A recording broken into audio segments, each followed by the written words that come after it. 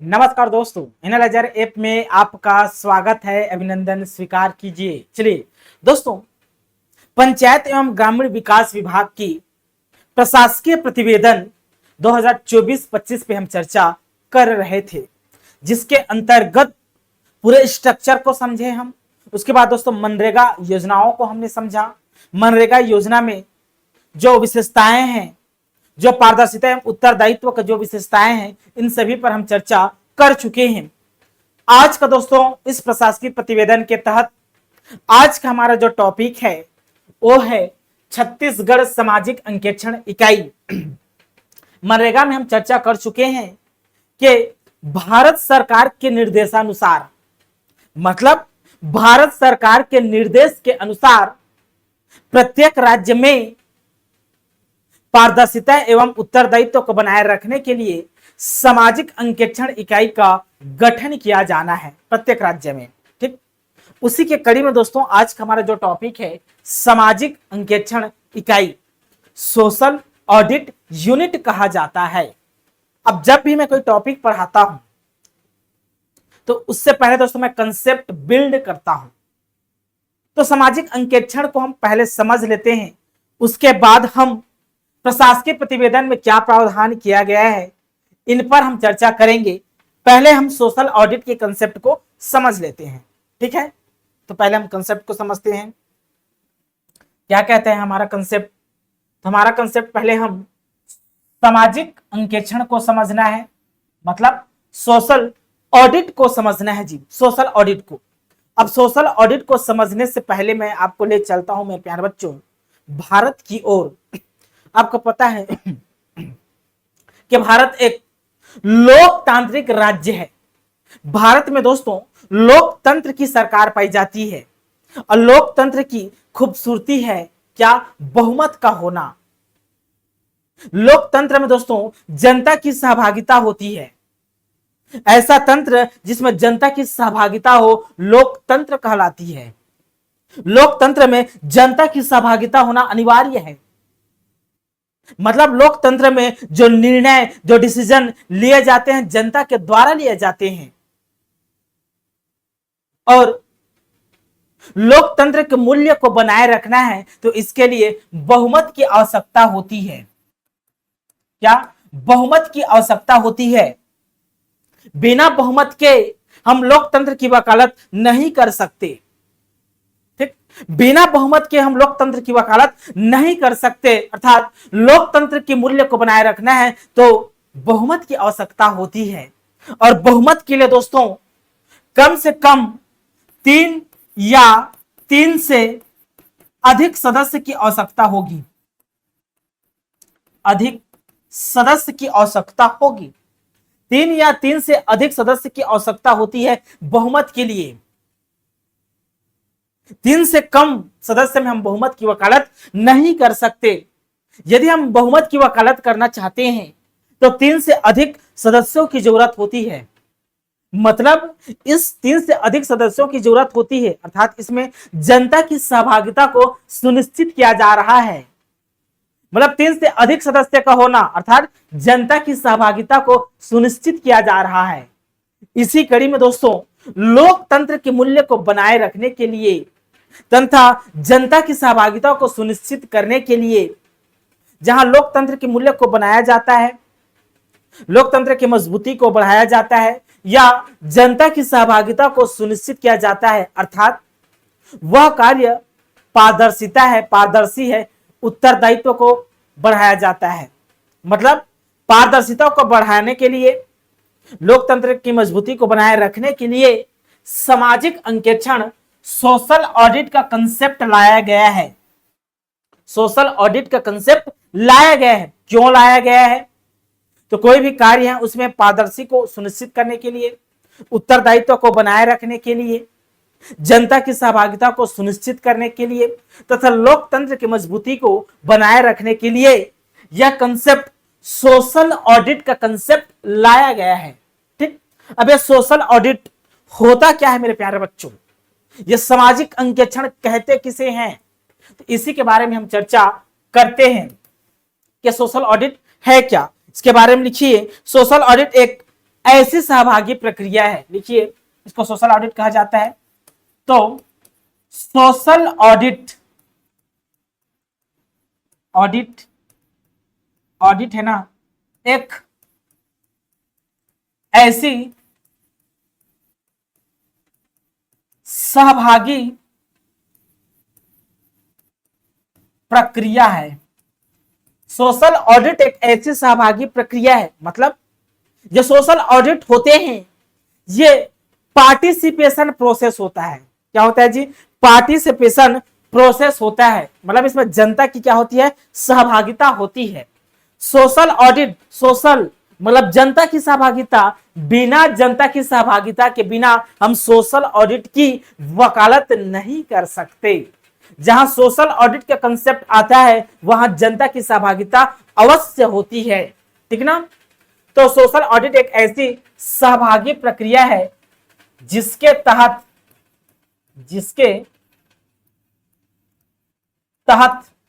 जिसके तहत मेरे प्यारे बच्चों कोई सरकारी योजना हो, सरकारी योजना हो या कोई संस्था हो या कोई संगठन हो, संगठन, ठीक, या कोई दोस्तों आयोग हो सकता है, आयोग, तो कोई संस्था हो सकता है, कोई सरकारी योजना हो सकता है, या कोई आयोग हो सकता है, या कोई संगठन हो सकता है। अब ये सब के कुछ प्रोजेक्ट होते हैं भाई, संस्था के कुछ प्रोजेक्ट। संस्था का गठन किसी पर्पज से क्या होगा? तो संस्था का कोई परियोजना हो सकता है, प्रोजेक्ट हो सकता है। सरकारी योजना चलाया जा रहा है तो इसकी कुछ परियोजना होगा, कुछ लक्ष्य होगा, कुछ प्रोजेक्ट होगा। इसी प्रकार आयोग के कुछ प्रोजेक्ट होते हैं, संगठन के कुछ प्रोजेक्ट होते हैं, तो इन सब के परियोजना होते हैं, कुछ ना कुछ परियोजना होते हैं, पर्पस होते हैं जी। मतलब संस्था के, सरकारी योजना के, संगठन के, आयोग के, सबके कुछ ना कुछ परियोजना होते हैं, प्रोजेक्ट होते हैं। अब इस परियोजना के लिए कुछ क्रियान्वयन के लिए, क्या क्रियान्वयन के लिए, इस परियोजना के इंप्लीमेंटेशन के लिए, क्रियान्वयन के लिए फंड का, अब इसके लिए परियोजना के लिए कुछ फंड आया होगा, पैसा आया होगा, तो फंड का उपयोग कैसे किया जाएगा? तो फंड के उपयोग हेतु, फंड के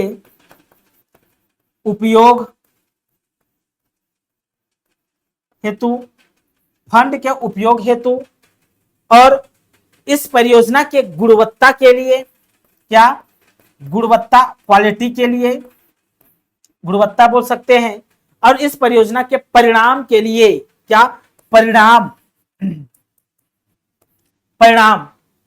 इस परियोजना का क्रियान्वयन, इंप्लीमेंटेशन कैसे किया जाना चाहिए, इसमें फंड, इसके लिए जो पैसे आना चाहिए, कहां कितना खर्च होना चाहिए, ठीक ना, कहां कितना खर्च किया गया है, इन सब चीज के लिए इसकी गुणवत्ता, इस परियोजना की गुणवत्ता क्या है और इसका परिणाम क्या है, आउटपुट क्या है, इन सब की समीक्षा की जाती है। इन सब की क्या की जाती है? समीक्षा की जाती है जी, समीक्षा की जाती है। इसी को दोस्तों सोशल ऑडिट कहा जाता है।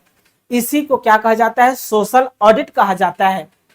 किसी प्रोजेक्ट के लिए पैसा आया तो कहां कितना खर्च हुआ, क्या वो प्रोजेक्ट सही से इंप्लीमेंट हो पाया कि नहीं हो पाया, बजट का सही तरीके से प्रयोग किया गया है कि नहीं किया गया है, इन सब की समीक्षा की जाती है और इसमें जनता की सहभागिता होती है। अर्थात इसमें लिखिए, इस सोशल ऑडिट प्रक्रिया में लिखिए, इसमें जब समीक्षा की जाती है तो समीक्षा कैसे की जाती है? लिखिए समीक्षा, तो समीक्षा कैसे की जाती है? तो इसमें लिखिए आम नागरिक, समीक्षा के लिए इसमें आम नागरिक,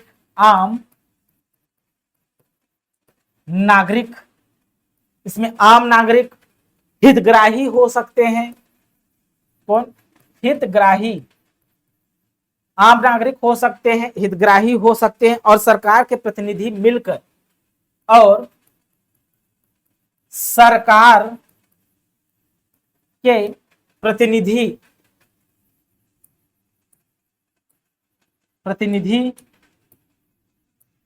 मिलकर जांच पड़ताल करते हैं जी, जांच पड़ताल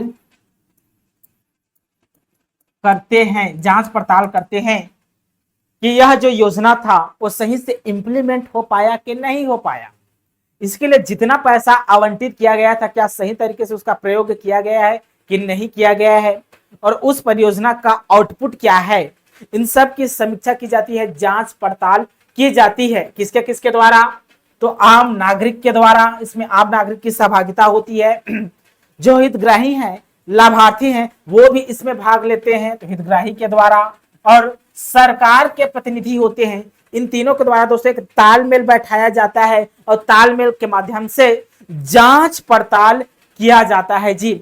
इसका पर्पस क्या है, ऑब्जेक्ट क्या है सोशल ऑडिट का? ऑब्जेक्ट क्या है? ऑब्जेक्ट, तो ऑब्जेक्ट क्या हो सकते हैं? तो पारदर्शिता सुनिश्चित करना,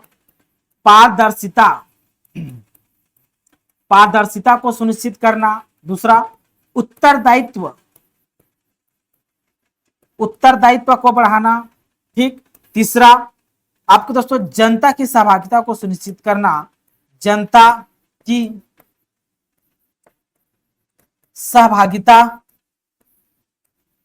को सुनिश्चित करना है। आशा करता हूं मेरे प्यारे बच्चों समझ में आ गया होगा। ये रहा हमारा कंसेप्ट सोशल ऑडिट का। अब हम आते हैं सीधे सामाजिक अंकेक्षण पे। तो सोशल ऑडिट का यहाँ प्रशासकीय प्रतिवेदन में क्या जिक्र किया गया है, क्या चर्चा किया गया है, इसके बारे में हम समझ लेते हैं। देखिए, अब एक एक पॉइंट को पढ़ूंगा, फिर मैं एक्सप्लेन करूंगा। ठीक है जी। देखिए, महात्मा गांधी राष्ट्रीय ग्रामीण रोजगार गारंटी स्कीम की लेखा नियम 2011, ठीक है ना, लेखा नियम 2011 की कंडिका 4 के क्लॉज 1 के तहत राज्य में, ठीक, छत्तीसगढ़ राज्य में सामाजिक अंकेक्षण इकाई का गठन किया गया है। तो कब गठन किया गया था? तो सितंबर 2013 में, सितंबर 2013 में गठन किया गया था ना, सितंबर 2013 में। अब गठन किया गया है तो इसका पंजीकरण भी करना होगा। ठीक। तो छत्तीसगढ़ सामाजिक अंकेक्षण इकाई छत्तीसगढ़ सोसाइटी पंजीकरण अधिनियम 1973 की धारा 7 के अंतर्गत इसे पंजीकृत किया गया है, पंजीकृत संस्था है। तो सामाजिक अंकेक्षण इकाई एक पंजीकृत संस्था है जिसका पंजीयन क्रमांक 4611 है। अब ये पंजीयन कब किया गया था? तो फरवरी 2014 में किया गया था जी, फरवरी 2014 में इसे पंजीकृत किया गया था। चलिए, इतना को हम एक्सप्लेन करता हूं मैं कि क्या कहना चाहता है ये पूरा का पूरा लाइन। चलिए, इधर कहता हूं मैं क्या कहना चाहता है ये कंसेप्ट के माध्यम से समझिए आप। तो छत्तीसगढ़ सामाजिक अंकेक्षण इकाई लिखिए आप, छत्तीसगढ़ सामाजिक अंकेक्षण इकाई। ठीक, ये रहा दोस्तों हमारा छत्तीसगढ़ सामाजिक अंकेक्षण इकाई। ये एक बॉडी है, एक संस्था है जी। ये छत्तीसगढ़ का, छत्तीसगढ़ के क्या है? एक संस्था है। सामाजिक अंकेक्षण इकाई, सोशल ऑडिट यूनिट एक संस्था है, ऑर्गेनाइजेशन है। तो इसका गठन किया जाना चाहिए। तो गठन कैसे किया गया होगा, इसका गठन को समझते हैं हम। प्रशासकीय प्रतिवेदन इसके गठन के बारे में क्या कहता है, देखिए गठन कैसे किया गया होगा। तो मनरेगा के तहत ना, मनरेगा की एक लेखा परीक्षा नियम है जी। मनरेगा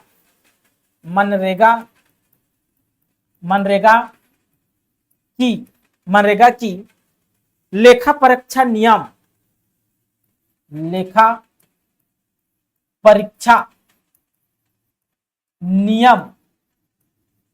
नियम क्या? तो 2011। तो मनरेगा की लेखा परीक्षा नियम 2011 को आज के बाद आपको नहीं भूलना है। ठीक ठीक। मनरेगा की लेखा परीक्षा नियम मनरेगा को मनरेगा को इंप्लीमेंट करने के लिए बहुत सारे नियम बनाए गए हैं, जैसे बेरोजगारी भत्ता नियम, शिकायत निवारण नियम। उसी प्रकार दोस्तों मनरेगा की लेखा परीक्षा नियम 2011 बनाया गया है। इसके के अंतर्गत लिखिए, के अंतर्गत, ठीक, के अंतर्गत कंडिका, अब इसके इस नियम के कंडिका है, कंडिका, कंडिका 4 के क्लॉज 1, 4 के क्लॉज 1 के तहत राज्य में, 4 के क्लॉज 1 के तहत राज्य में, के तहत राज्य में, के तहत राज्य में सितंबर 2013 को, ठीक, तो लिख लीजिए सितंबर कब, तो 2013 को, सितंबर 2013 को क्या किया गया, तो सामाजिक अंकेक्षण इकाई का गठन किया गया है। ठीक, सामाजिक अंकेक्षण इकाई का गठन किया गया है। अब यहां से बहुत सारे प्रश्न बन सकते हैं जी। चलिए बताइए, छत्तीसगढ़ सामाजिक अंकेक्षण इकाई का गठन कैसे हुआ है पूछेगा, तो आपको साफ सुथरा में आंसर देना है कि मनरेगा के तहत एक नियम है। मनरेगा के तहत क्या नियम है, तो लेखा परीक्षा नियम 2011। अब इसके अंतर्गत जब इस नियम को पढ़ेंगे तो इसमें कंडिका 4 के क्लॉज 1 मिलेगा, 4 के क्लॉज 1 मिलेगा। इसी के तहत राज्य में सितंबर 2013 में, 2013 की बात हो रही है, 2013 में सितंबर माह में सामाजिक अंकेक्षण इकाई का गठन किया गया है। ठीक, अब गठन किया गया है तो इस संस्था का पंजीकरण भी किया गया होगा। तो चलिए पंजीकरण को समझते हैं। क्या, तो पंजीकरण,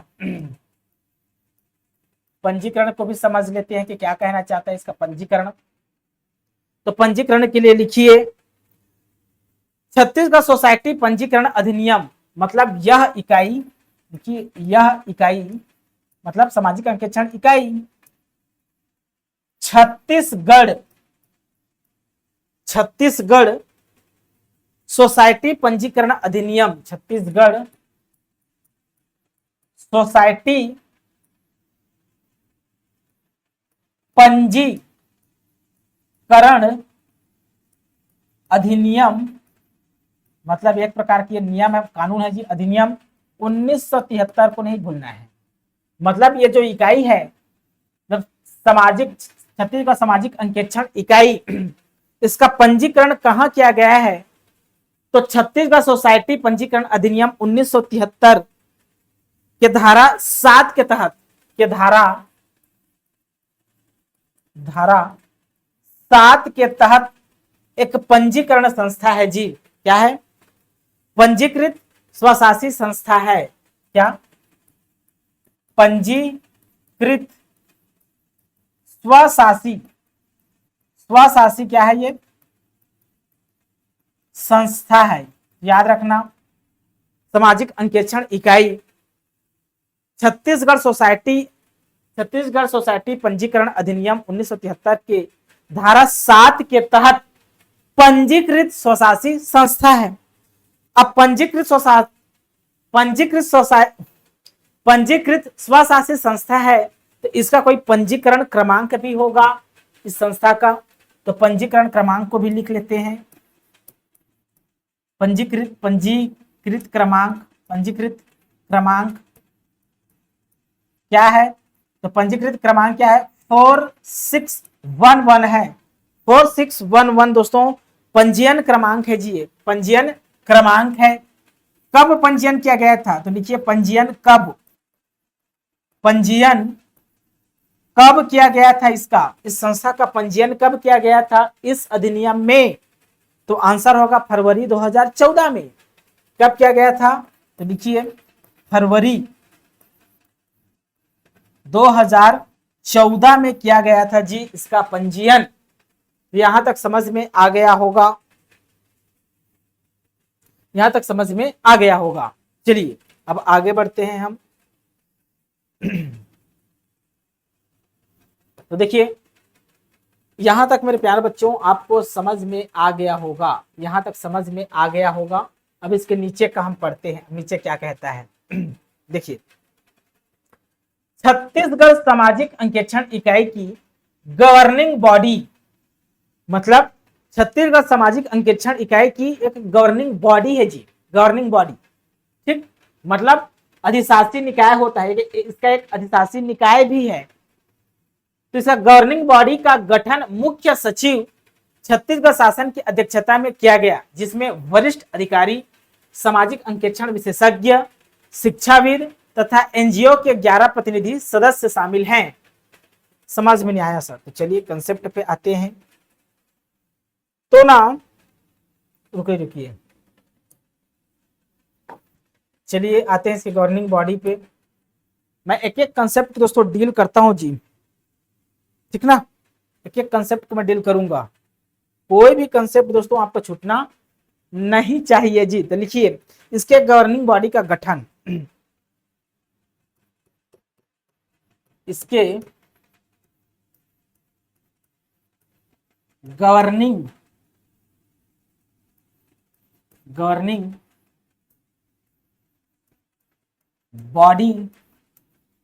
का गठन, इसके गवर्निंग बॉडी के गठन को हम समझ लेते हैं। अब सामाजिक अंकेक्षण इकाई है, छत्तीसगढ़ में एक संस्था है, तो इसका कुछ गवर्निंग बॉडी होंगे ना जी, गवर्निंग बॉडी कार्य करने के लिए, इंप्लीमेंट करने के लिए। तो उस गवर्निंग बॉडी का गठन कैसे हुआ पूछेगा, इस गवर्निंग बॉडी का गठन कैसे हुआ पूछेगा, गठन किसके अध्यक्षता में हुआ, तो मुख्य सचिव लिखिए, मुख्य सचिव छत्तीसगढ़ शासन, छत्तीसगढ़ शासन के मुख्य सचिव अमिताभ जैन है। तो उस समय दूसरे थे, अब दूसरे रहे होंगे। तो मुख्य सचिव छत्तीसगढ़ शासन के अध्यक्षता में मतलब हमारे जो छत्तीसगढ़ शासन है ना, इसके एक मुख्य सचिव होते हैं जी। उस मुख्य सचिव की अध्यक्षता में छत्तीसगढ़ सामाजिक अंकेक्षण इकाई के गवर्निंग बॉडी का गठन किया गया है।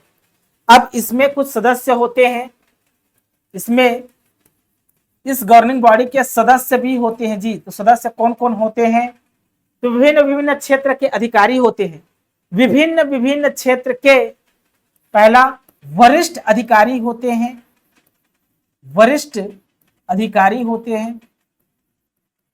विभिन्न क्षेत्र के वरिष्ठ अधिकारी होते हैं। दूसरा सामाजिक अंकेक्षण विशेषज्ञ होते हैं।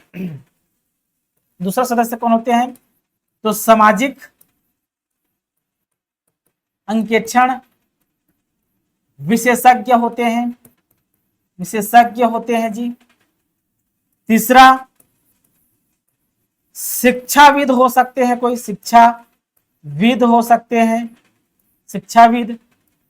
चौथा कौन हो सकते हैं इसके मेंबर, तो चौथा दोस्तों इसके मेंबर एनजीओ के 11 प्रतिनिधि होते हैं। एनजीओस के 11 प्रतिनिधि हो सकते हैं, एनजीओ के 11 प्रतिनिधि हो सकते हैं जी, एनजीओ के 11 प्रतिनिधि हो सकते हैं, याद रखना है, भूलना नहीं है, ठीक ना। तो सदस्य वरिष्ठ अधिकारी होते हैं, सामाजिक अंकेक्षण विशेषज्ञ होते हैं, शिक्षाविद होते हैं, एनजीओ के 11 प्रतिनिधि होते हैं। ठीक, यहां तक समझ में आ गया होगा। अब दोस्तों इसका अगला टॉपिक है सामाजिक अंकेक्षण के क्षेत्र एवं वित्तीय प्रावधान। सामाजिक अंकेक्षण के क्षेत्र के बारे में पढ़ना है, क्षेत्र एवं वित्तीय प्रावधान, वित्तीय प्रावधान के बारे में पढ़ेंगे। अब सामाजिक अंकेक्षण के क्षेत्र को बताया गया है इस प्रशासकीय प्रतिवेदन में, और उसके लिए जो वित्तीय प्रावधान किया गया है उसके लिए दोस्तों जो वित्तीय प्रावधान किया गया है उसके बारे में बताया गया है। ठीक, तो चलिए पढ़ लेते हैं पहले, उसके बाद यहां पास आएंगे हम। चलिए क्या कहता है वित्तीय प्रावधान के बारे में, उसके बाद निधि का आवंटन किया जाएगा। यहां तक पढ़ चुके हैं आप, है ना। अब हमको यहां से पढ़ना है।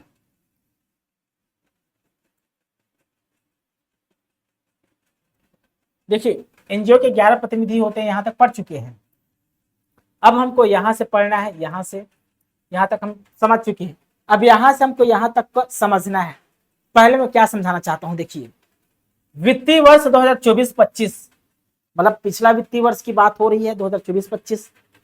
तो वित्तीय वर्ष 2024-25 में छत्तीसगढ़ सामाजिक अंकेक्षण इकाई के द्वारा, छत्तीसगढ़ सामाजिक अंकेक्षण इकाई के द्वारा महात्मा गांधी नरेगा, जिसे एमजी नरेगा मनरेगा कहा जाता है, प्रधानमंत्री आवास योजना ग्रामीण, प्रधानमंत्री आवास योजना ग्रामीण एवं सामाजिक न्याय एवं अधिकारिता विकास, अधिकारिता विभाग अंतर्गत संचालित योजनाओं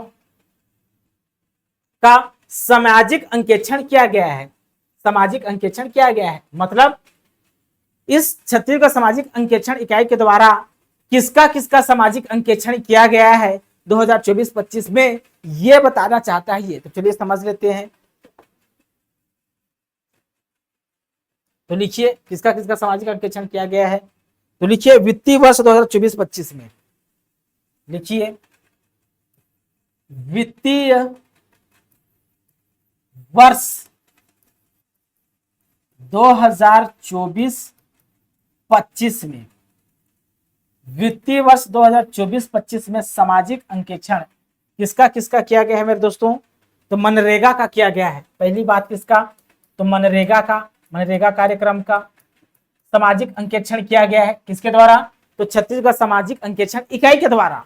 तो छत्तीसगढ़ सामाजिक अंकेक्षण इकाई के द्वारा मनरेगा का सामाजिक अंकेक्षण किया गया है। दूसरा, पीएम आवास योजना, प्रधानमंत्री आवास योजना ग्रामीण, आवास योजना ग्रामीण का भी अंकेक्षण किया गया है। और सामाजिक न्याय एवं अधिकारिता विभाग के अंतर्गत चल रही, देखिए तीसरा, सामाजिक न्याय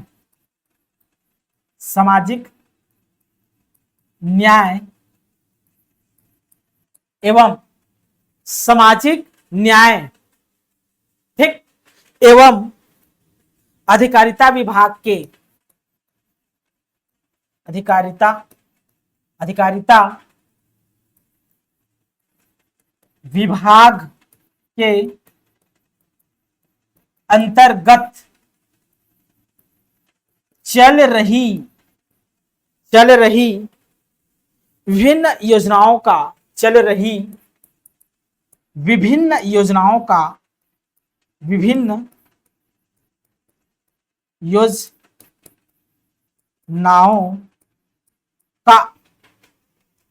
सामाजिक अंकेक्षण किया गया है।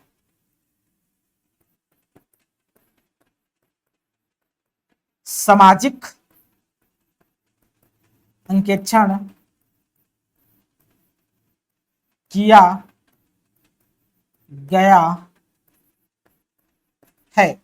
मतलब जो छत्तीसगढ़ सामाजिक अंकेक्षण इकाई है ना, जिसका गठन 2013 में हुआ था और 2014 में पंजीकरण किया गया था, इस संस्था के द्वारा वित्तीय वर्ष 2024-25 में मनरेगा का सामाजिक अंकेक्षण किया गया है। मनरेगा का सामाजिक अंकेक्षण किया गया है।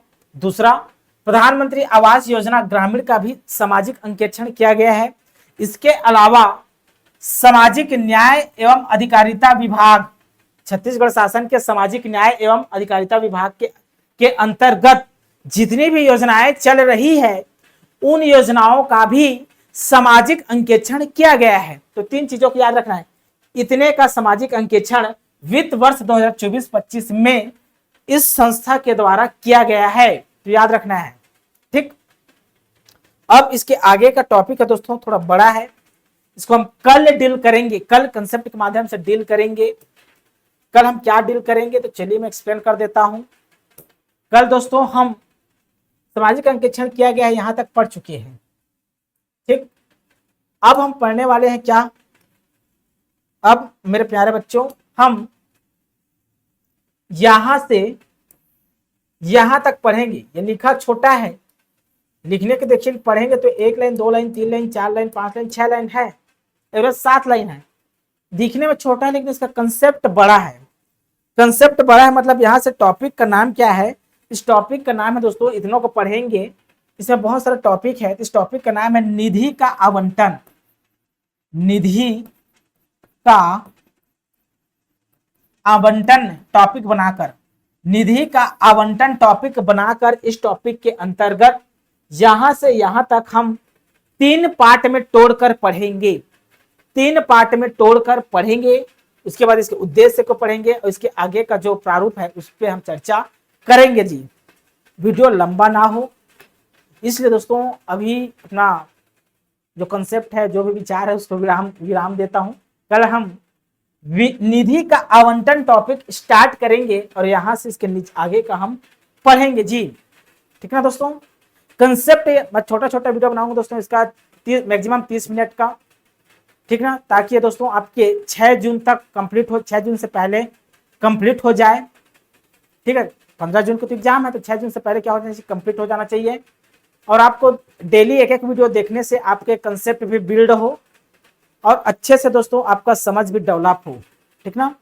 तो अभी के लिए बहुत बहुत धन्यवाद, थैंक यू।